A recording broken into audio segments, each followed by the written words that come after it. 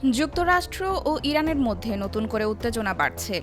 এরই মধ্যে ইরানের দক্ষিণাঞ্চলীয় উপকূলীয় প্রদেশ বুশেহরে একটি মার্কিন ড্রোন ভূপাতিত করার দাবি করেছে তেহরান। স্থানীয় সময় বৃহস্পতিবার রাতে আকাশ প্রতিরক্ষা ব্যবস্থা ব্যবহার করে ড্রোনটি ধ্বংস করা হয়েছে বলে জানিয়েছে ইরানের সামরিক বাহিনী।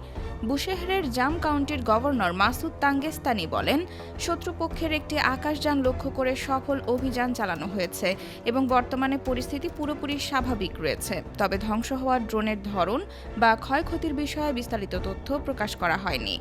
এর আগে একই অঞ্চল থেকে নির্দিষ্ট লক্ষ্যবস্তুতে মিসাইল নিক্ষেপের খবরও প্রকাশ করে তাসনিম নিউজ। বিশ্লেষকদের মতে, সাম্প্রতিক এসব ঘটনা মধ্যপ্রাচ্যে নতুন করে উত্তেজনা বাড়াতে পারে। যুক্তরাষ্ট্র ও ইরানের পাল্টাপাল্টি অবস্থানের কারণে পরিস্থিতি কোন দিকে মোড় নেয় সেদিকেই নজর আন্তর্জাতিক মহলের।